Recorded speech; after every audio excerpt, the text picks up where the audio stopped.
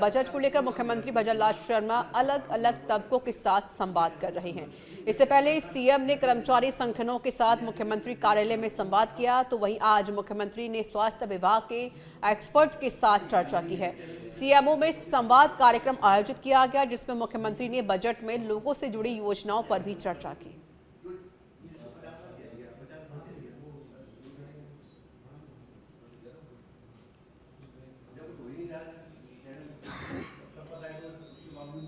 JCC में आज 3 दिवसीय सोलर एक्सपो का शुभारंभ किया गया। लोकसभा स्पीकर ओम बिरला ने और साथ ही ऊर्जा मंत्री हीरालाल नागर, जल संसाधन मंत्री सुरेश रावत और सहकारिता मंत्री गौतम कुमार दत्त ने उद्घाटन किया। लोकसभा अध्यक्ष ओम बिरला ने कहा कि अक्षय ऊर्जा को दिए जा रहे प्रोत्साहन से देश के ऊर्जा परिदृश्य में तेजी से बदलाव आया है।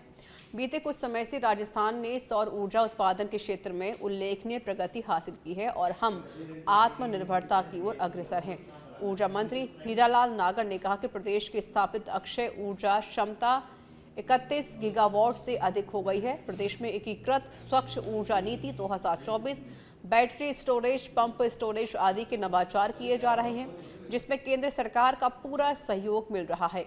वह मंत्री सुरेश रावत और गौतम कुमार दत्त ने भी प्रदेश के रिन्यूएबल एनर्जी पर हो रहे नवाचारों पर विचार रखा है।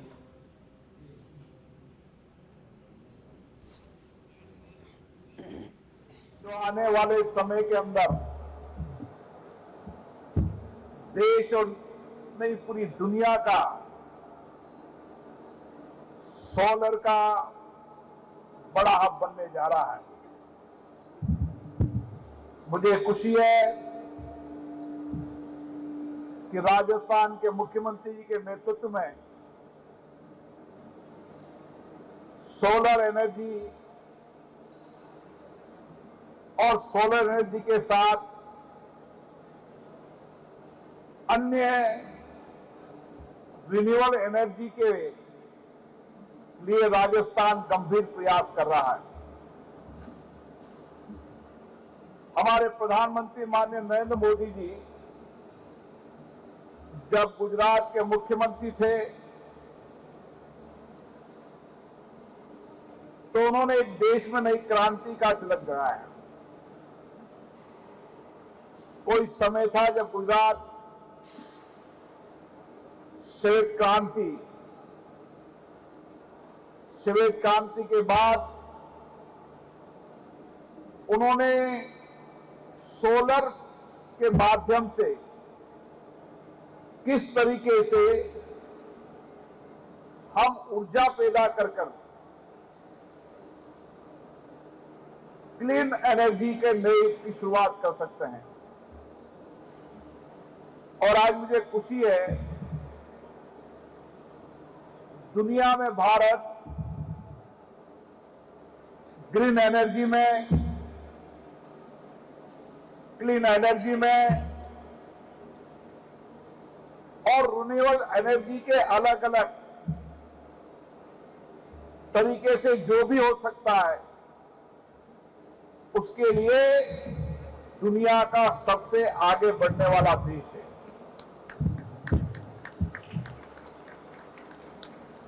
सारी दुनिया जब जलवायु परिवर्तन को लेकर चिंतित है, भारत दुनिया का सबसे बड़ा लोकतंत्र है। डेमोक्रेसी में, डाइवर्सिटी में, जनसंख्या के अंदर दुनिया का सबसे बड़ा देश होने के बाद भी आज जिस तरह से इस एक साल के कार्यकाल में आपने देखा होगा, चाहे वो राजस्थान में ऊर्जा के विभाग के माध्यम से जो एमओयू हुए हैं और उन एमओयू को धरातल पर उतारने के लिए जो काम हमारी सरकार कर रही है। सोलर के लिए आप देखिए लगभग हमारा 30,000 मेगावाट का आज सोलर का यहाँ पर उत्पादन हो रहा है और उसमें से लगभग 24,000 मेगावाट सोलर का उत्पादन हो रहा है और करीबन 6,000 मेगावाट का विंड का उत्पादन हो रहा है। और ये पूरे सोलर में भी हम आज पूरे देश में नंबर 1 है और रिन्यूएबल एनर्जी में भी राजस्थान देश मैदान पर है। ये राजस्थान और हमें सूर्य भगवान का जो आशीर्वाद मिला है और हमारे यहाँ जो राजस्थान का पश्चिमी पूरा भूभाग है, वो पश्चिमी भूभाग का जो रेगिस्तान कभी हमारे लिए हम समझते थे कि अभिशाप है, आज वो वरदान साबित हो रहा है। उस राजस्थान के पश्चिमी भूभाग में आज जितना सोलर का रेडिएशन मिलता है, वो निश्चित रूप से देश के किसी भी कोने में कहीं भी किसी को सोलर का उत्पादन करना हो, वो हर बड़ी से बड़ी कंपनी हो, वो राजस्थान की तरफ देखती है। और राजस्थान की सरकार ने हमारे यहाँ एक एकीकृत ऊर्जा नीति बनाई है। उस एकीकृत ऊर्जा नीति के माध्यम से हमने यहाँ इन्वेस्टरों को आमंत्रित किया है और उसके प्रति इन्वेस्टर की रुचि भी बढ़ी है। और उसके माध्यम से आज आपने देखा होगा कि राजस्थान में जब राइजिंग राजस्थान हुआ तो 35 लाख करोड़ के जो एमओयू है, उसमें 28 लाख करोड़ के एमओयू ये ऊर्जा के क्षेत्र में हुए हैं, जो इस आने वाले समय में राजस्थान को एक उत्कृष्ट राजस्थान बनाने का काम करेंगे। थोड़ी बहुत कम पड़ी थी तो गौतम तकदी ने बता दी, और अब हम सब ओम जी बिरला साहब को हमें सुनना है, इसलिए मैं ज़्यादा समय नहीं लूँगा, क्योंकि मैं जिस विभाग का मंत्री हूँ, जल संसाधन के अंदर भी सोलर के लिए अपार संभावनाएं हैं। फ्लोटिंग सोलर की भी काफ़ी अपार संभावनाएं। कुछ लोग आए थे मेरे पास, आप सब लोग आए, और राजस्थान के जितने भी बड़े बांध हैं वहाँ पे भी आप सोलर का काम कर सकते हैं, क्योंकि हमारे देश के यशस्वी प्रधानमंत्री नरेंद्र भाई मोदी जी ने मेक इन इंडिया का नारा दिया, और उसके बाद हमारे देश में जैसे इंडस्ट्रियों की बड़ी बड़ी कंपनियों की बाहर आ गई, ऐसे ही हमारे राजस्थान के यशस्वी मुख्यमंत्री आदरणीय भजन लाल जी ने भी राजस्थान इन सोलर का नारा दिया है। और हमारा प्रदेश पूरे भारत ही नहीं, दुनिया के अंदर सोलर में सबसे आगे रहे। हम सब लोग मिलकर ये प्रयास करेंगे, क्योंकि पूरे भारतवर्ष में अगर भूभाग की दृष्टि से हमारे प्रदेश में पर निगाहें डालें तो सर्वाधिक जमीन राजस्थान के अंदर है। हमें इसका भरपूर लाभ मिल रहा है, और सोलर के अंदर हम सबको आगे बढ़ना है। आप सबका बहुत बहुत धन्यवाद। राजस्थान सोलर संगठन द्वारा आयोजित इस एक्सपो में हम सबके बीच में पधारे लोकसभा के माननीय अध्यक्ष और हम सबके लिए, युवाओं के लिए आदर्श आदरणीय बिरला साहब, हमारे साथी मिनिस्टर आदरणीय हीरालाल जी साहब नागर साहब, सुरेश रावत जी, और इस जयपुर नगर निगम के उप महापौर जी आदरणीय पुनीत कर्णावत जी, और इस राजस्थान एसोसिएशन के हमारे अध्यक्ष जी सुमन डेलू जी, विजय गुलाटी जी। सबसे पहले तो मैं यहाँ के एसोसिएशन को मैं अपनी ओर से धन्यवाद देते हुए कि आपने एक प्लेटफॉर्म जो यहाँ उपलब्ध कराया है, और इस कैसे सबको जानकारी होगी। जब मैं कार्यक्रम में 5-7-10 मिनट पहले आ गया था तो आपने बताया केवल 15 सालों में ही राजस्थान में इंडस्ट्री खड़ी हुई है, और आज देश में नंबर 1 जगह पर। और जम्मू कश्मीर के पूर्व मुख्यमंत्री फारूक अब्दुल्ला अजमेर दरगाह में जियारत करने पहुंचे। इससे पहले वे बोले कि जो नफरत फैलाते हैं हम उनके साथ नहीं चल सकते। दरगाह में जियारत करने से पहले मीडिया से बात की उन्होंने कहा कि दरगाह में दुआ करने आया हूं, हमारी रियासत को ठीक रखे, अमन रहे, तरक्की हो और बर्फ पड़े। हमारे पहाड़ों पर बर्फ की बहुत कमी है जिसकी हमें ज़रूरत है, क्योंकि पानी कमी हो जाएगी। मुल्क में भी अमन भाईचारा रहे, इसके लिए दुआ करूंगा। तो जम्मू कश्मीर के पूर्व मुख्यमंत्री उमर अब्दुल्ला देखिए यहाँ पहुँचे और साथ ही उन्होंने दरगाह में मत्था टेका और अमन चैन की कामना की। ठीक रखे, अमन रहे, तरक्की हो और बर्फ़ पड़े हमारे पहाड़ों पे। अभी बर्फ़ की बहुत कमी है जिसकी हमें ज़रूरत है, नहीं तो पानी की कमी हो जाएगी। राजौरी और मुल्क में भी दुआ करता हूँ कि मुल्क में अमन रहे, भाईचारा रहे।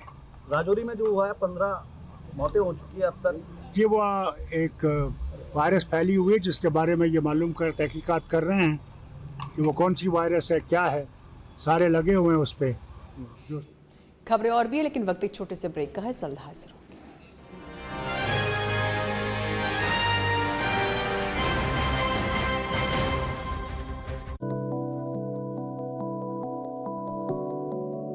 Welcome to Nirvan University, Jaipur, a distinguished institution established by Government of Rajasthan through Act Number 2 of 2017. Situated on Jaipur-Agra Highway, it spans across 35 acres of lush green campus amidst Aravali Hills. University takes pride in its rich heritage and dedication to excellence in education. Led by the visionary Dr. S.L. Sihar, the chairperson, Nirvan University holds the honor of being recently bestowed with the Pride of Rajasthan Award. Under the patronage of Nirvan Charitable Trust, our institution heads 13 esteemed establishments, accredited by esteemed bodies such as University Grants Commission, Pharmacy Council of India, Dental Council of India, Indian Nursing Council and the Bar Council of India.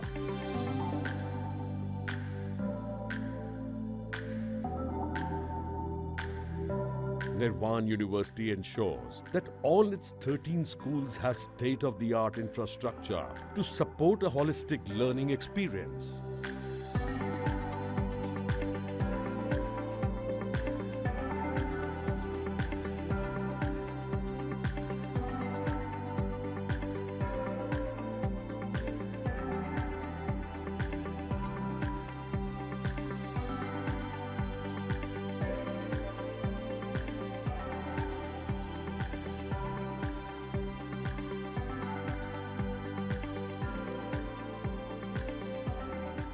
The students of university are nurtured with theoretical knowledge and encouraged to participate in sports activities.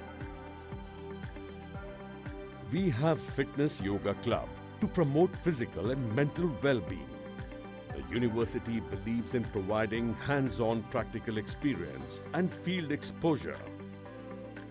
Nirvan University has carved its niche by organizing international and national level academic events.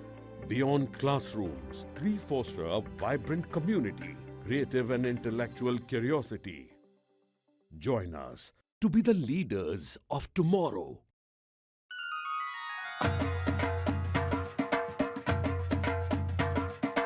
આપણો અગ્રણી રાજસ્થાન, ये आगे बढ़ता राजस्थान, दिन दिन चढ़ता Rajasthan. Double engine की है सरकार जिसकी बड़ी तेज रफ्तार। अपनी भजन लाल सरकार, अपनी भजन लाल सरकार। अन्नपूर्णा योजना से भोजन आहार, आयुष्मान और माँ वाउचर से उपचार। बढ़ा महिलाओं का सम्मान, सुरक्षा पर है पूरा ध्यान। सिलेंडर सस्ता और आसान, सभी के चेहरे पर मुस्कान। बिछ रहा है सड़कों का जाल, ऊर्जा उत्पादन का प्रसार। पहुंचा घर घर नल से जल और सिंचित भूमि का विस्तार। ERCP का करार कर बनी भागीरथ ये सरकार। मोदी जी का है आभार, अपनी भजन लाल सरकार।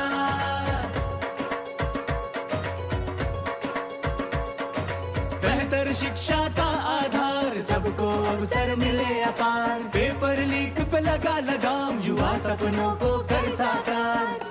निवेश के नित नए खोले द्वार, बढ़ाए रोजगार व्यापार। भजन लाल सरकार, अपनी भजन लाल सरकार। श्रमिक महिला युवा किसान, साधे जन जन का कल्याण। बनाए विकसित राजस्थान, आपनो अग्रणी राजस्थान। खुशियाँ गांव शहर हर द्वार, सबके साथ खड़ी सरकार। भजन लाल सरकार, अपनी भजन सरकार, अपनी भजन लाल सरकार।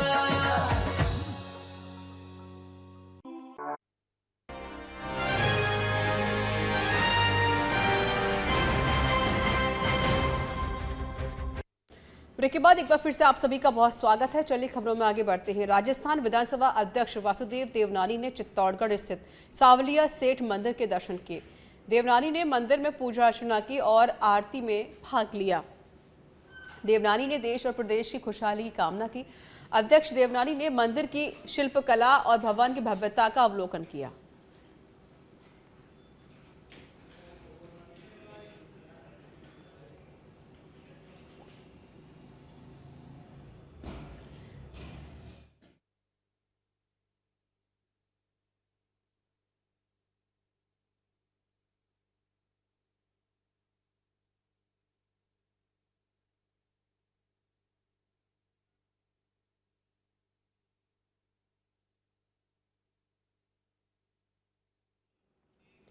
जैसलमेर में बर्ड फ्लू ने दहशत बढ़ाई है।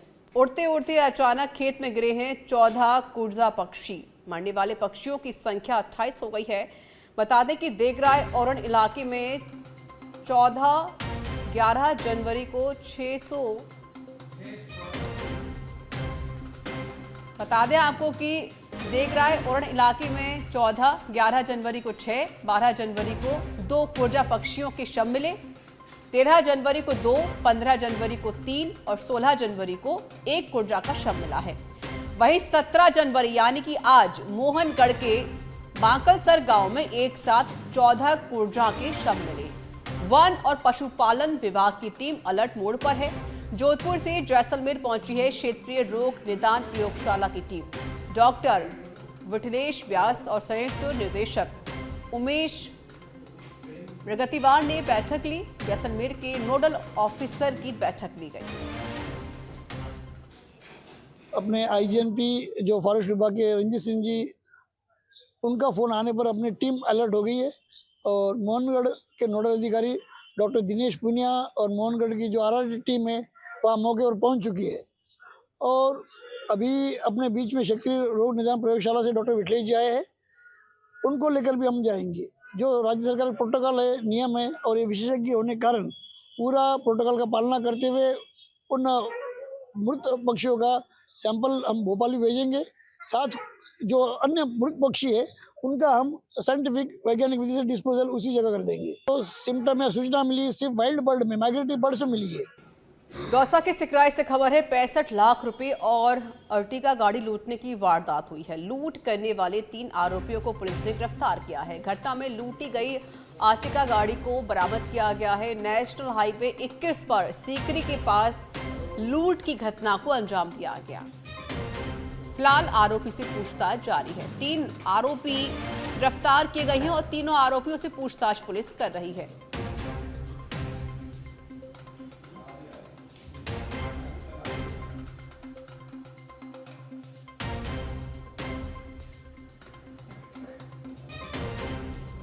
चित्तौड़गढ़ से बड़ी खबर है। 2 किलो अफीम के साथ कार चालक गिरफ्तार हुआ है। टीम ने अफीम और कार को जब्त किया। बरामद की गई अफीम के संबंध में अनुसंधान जारी किया गया है। चित्तौड़गढ़ से बड़ी जानकारी, जहां 2 किलो अफीम के साथ एक कार चालक गिरफ्तार हुआ है। फिलहाल कार चालक से पूछताछ भी जारी है। टीम ने अफीम और कार को जब्त कर लिया है।